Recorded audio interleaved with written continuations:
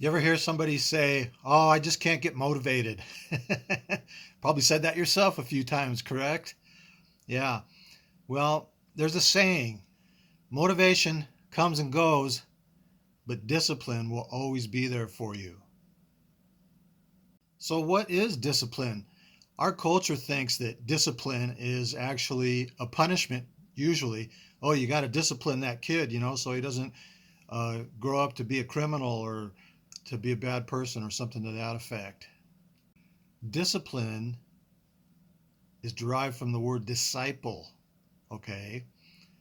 And most everybody knows the most famous disciples were the disciples of Jesus, right? I don't, well, if you've read the scriptures, then you know Jesus didn't punish his disciples. He didn't discipline them as we understand the word in our culture. He taught them with love and with patience. So to discipline someone means to teach them. And to be disciplined means to agree to what's being taught and to be a follower of the teacher or the master, so to speak, right? This is why some of the ancient teachings are called disciplines, like Taoism, for instance, or Buddhism, that sort of thing. Oh, yeah, he's in that discipline or she's in that discipline. Okay, so that doesn't denote punishment. And of course, it's not done by force or coercion. It's done because the person being taught wants to be there. They're there for the training. Okay, same thing with martial arts. There's several kinds of martial arts disciplines, usually called styles. And people are there because they want to be there. They've chosen to follow the teacher and learn what they have to teach. That's what discipline is. Okay. So, how does that apply to what we're talking about versus motivation? People are often motivated to do something new, like, for instance, diet and exercise. That's probably a very, very popular one. And they get all gung ho, and they read up on it and figure out what they got to do, and they get started and they're gung ho and motivated and they do it, because the goal is to lose weight, get in shape, get that beach body or whatever it might be. And then they hit a wall and they burn out. Oh, I just can't get motivated. This is where discipline comes in. Okay. This is where the training, the repetition comes in. Just like the elite military units, like the Navy SEALs, for instance, they teach that you have to rely on your training. You train so that you're disciplined in doing what you need to do. But you're there because you want to be there, because you have certain goals and desires that you want to fulfill, right? Going back to diet and exercise, that's why most people quit eventually. They lose that motivation, that desire, and they lack the discipline to continue on. Now, here's an important point that I think is very important to remember, and that is they lose that motivation, that desire, because it doesn't relate to whatever their highest value or their highest goal is. And a lot of people don't know what their highest goal or highest value is. They're just going through life trying different things, and they stay motivated for a while, and then they oftentimes end up quitting. I have done that myself, and you can probably relate. You hit that wall, and you just like, I don't want to do this anymore. Sound familiar? Whatever it may be.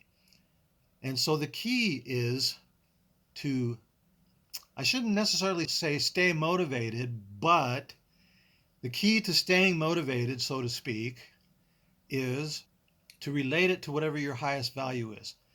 Now I'm going to give you a little secret here on how to find out what your highest value might be. And a quick and easy way to do this, there's exercises you can try, but a quick and easy way to do this is if you had all the time and money in the world, you didn't have to worry about those two things, what would you be doing right now? Think about that. Think about it long and hard. Okay, and I'm not talking about some fleeting self gratification type of thing, whatever it might be. Oh, let's go snow skiing, or let's do this, or let's do that. Although that could be your highest value, is to make a living snow skiing, or playing music, or teaching martial arts, or something that you enjoy doing. So think about that. There's also the DeMartini method. Dr. John DeMartini, if you've ever seen him, he has a book called The Breakthrough Experience. He has several books, but look into him if you want to know more about it. He really has a very great system for learning what your highest value is and how to fulfill it. I've taken his Breakthrough Experience seminar, and it's life changing, definitely. Of course, your first goals with diet and exercise is to look better, to feel better, maybe mitigate disease, whatever the case may be. But you still hit a wall because you're not relating it to your highest value, whatever that may be. So let's give an example. Let's say you're building a business. So, how could diet and exercise help you to build your business? There's several things. Of course, you feel better, so you have more energy, you think clearer, you're in shape, you don't get sick as much, and so on. That's one way to remember and stay motivated to do it, because it's helping you with your ultimate goal, if that's your highest value. Probably your two most highest values, is what you need to be relating these type of things to see the benefits to your ultimate goal. A great example of this is kids who love video games don't have to be motivated to play those video games for hours on end and all day and all night, in some cases, right? And the parents are usually getting after them, saying, you need to stop doing that and get outside or do your homework or whatever it is, right? But at that time, that's their highest value, okay? So, in order to motivate your kids to do what you want them to do, you need to somehow relate the things you want them to do to their highest value. Like if you want them to clean their room, usually what you do is you take the video game away and say you can't play the video game until you clean your room. And so that's one way of doing it, but that's kind of a coercive way to do it. So, like say they're not doing their homework and they need to do their math homework.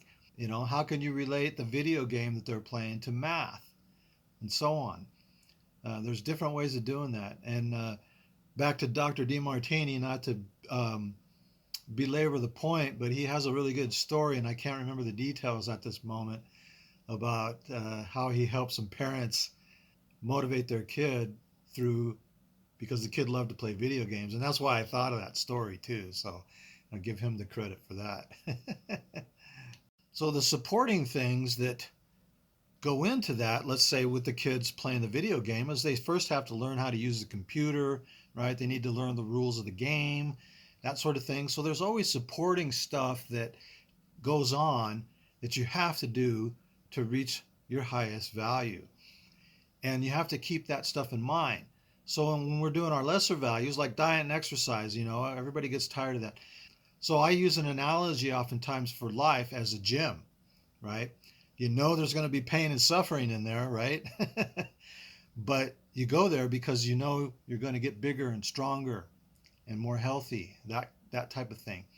So that's one way to look at it, okay? And that's one way to look at your challenges too. They're going to make you stronger. So if you saw my previous video, I talk more in detail about that.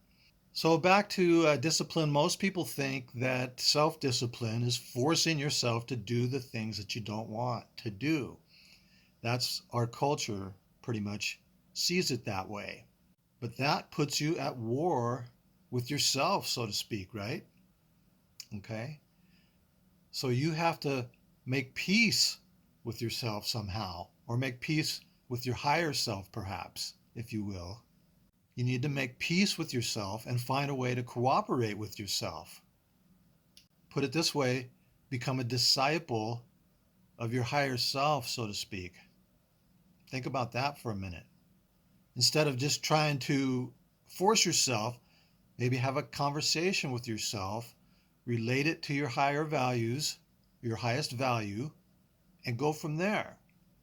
have a conversation with yourself about why you need to do something and redirect that energy to that end. I had a dream last night, an interesting dream that goes along with this, and how to be at peace with yourself and not at war with yourself, so to speak, and trying to force yourself to do things you don't want to, which you usually end up quitting in the long run, right?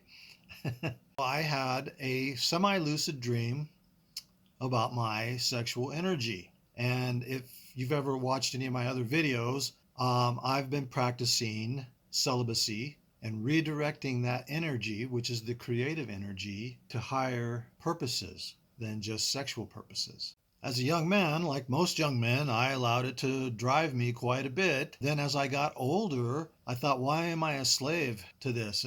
Who's in charge here? Me? Or my bodily urges, so to speak. That led me on a journey to discover how I could control it and if that was even possible. And so I ran across a man called Montauk Chia, who is a Taoist master. He has techniques for transmuting that energy or redirecting it to higher purposes. Since it is the creative energy, it can be used to create anything like businesses or institutions or whatever it is that you want to do. It's really interesting. So if you're interested in that, you can read that. But he's a well-known person who teaches a lot of techniques on how to do that. So it's pretty interesting. Also, Dr. Joe Dispenza teaches some similar things that are very similar to Taoism and some meditations and stuff on how to redirect that energy. And this is one of his books. Excellent book. I highly recommend it and Montauk Chia's books. Very good stuff. Well, so back to my lucid dream, so to speak. As most men know, in the morning, the sexual energy gathers in the lower area, in the lower spinal area, sometimes called the root chakra or the sacral in some of the Eastern traditions. And I've felt that energy circulating. And so, like I say, it was a lucid dream, so I was probably starting to wake up a little bit, perhaps. But I could feel that energy circulating in that area mostly, as it usually does, like I said, for most men. And however, this time I could see it. And I could see it circulating in my body with a kind of a golden hue to it. And I knew that it wanted to release because that's what it does. That's the urge. That's the natural man urge, or the carnal man, if you will.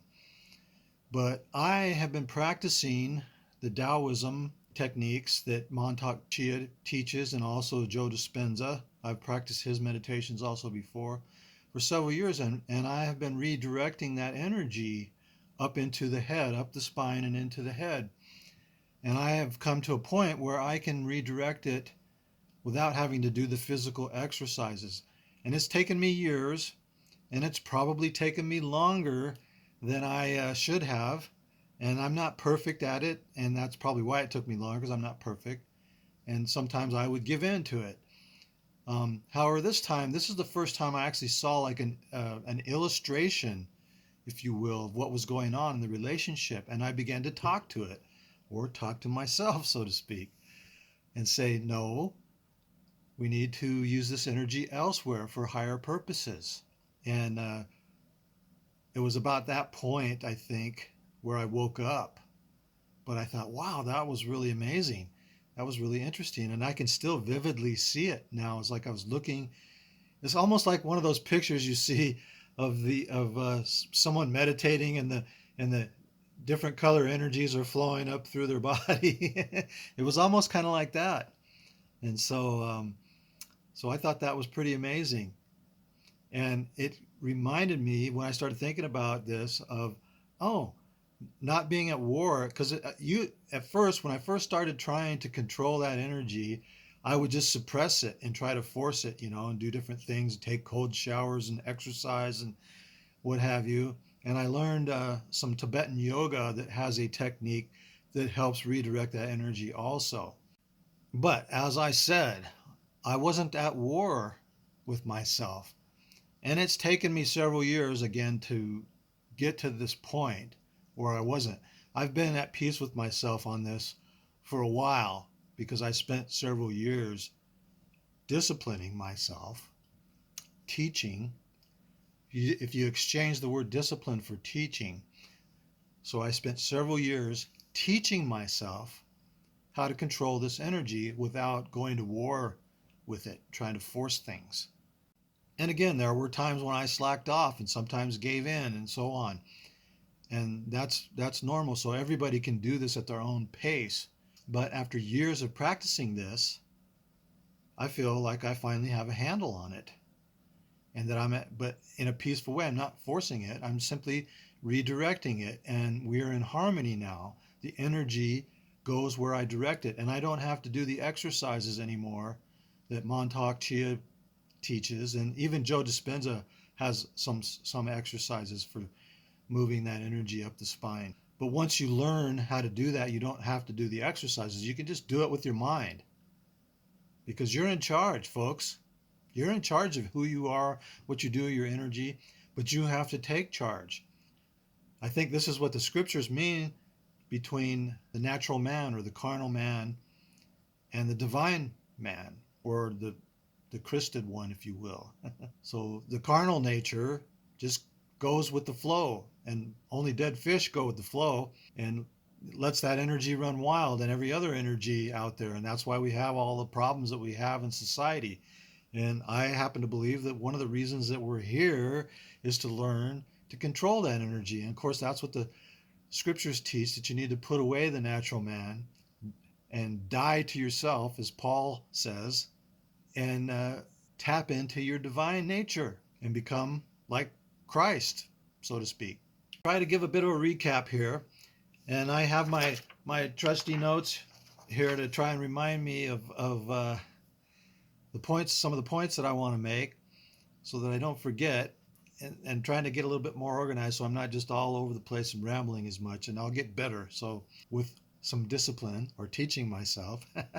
But a great program for this, if you really like to follow a program, and I don't necessarily like to follow programs, but I do better following a program because it helps me to go, okay, I need to do this. And there's some minor motivation there. But the DeMartini program is what I'm talking about. I'll give him a plug one more time. Look into that. He has a great system, best one I've ever seen, for finding your highest value or desire and accomplishing it. And most of us don't. And I haven't yet. And I'm doing that right now. This is my highest desire. My highest desire is to be a teacher and a healer, and not just a physical healer, but a healer mentally, emotionally, and spiritually in ways that seems to be lacking in our culture. Because I've healed many of my own problems through this search, and so that's what I want to do. And that's what I'm doing by putting out these videos, trying to help the best that I can. So in conclusion, in order to stay motivated to do something, you have to relate it to your highest value. And sometimes it can't be, and so you're going to quit and you're not going to do it anymore. But most of the time it can be. There's usually a way, but you still first have to find out what your highest value is. All right, my friends, hope you have a good rest of your day, evening, afternoon, wherever you're at. Take care.